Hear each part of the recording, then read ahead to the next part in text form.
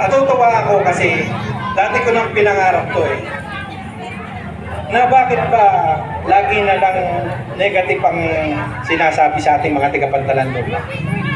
Bakit ba hindi natin saliksikin kung ano ang positive naman? Which is, eto na yun. Maraming di nakakaalam, ang pantalan luma, hugad na magugulo, pero maraming respetadong tao. Maraming matitino, at maraming may pangarap na natupad na rin.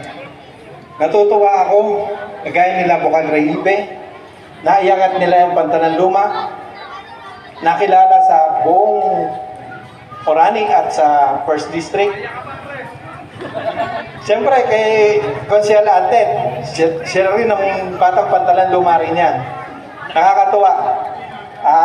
Hindi lang kasi negative ba nakikita sa atin, may mga positive din. Ito na yon. Sa mga kaibigan natin na nasa abroad, maraming salamat sa inyo. Di ko na kayo isa-isahin pa. Alam niyo naman sa sarili niyo paano kayo tumutulong sa ating mga kapantalenyos. Sa mga magulang, congratulations po sa inyo. Nakaka-proud kasi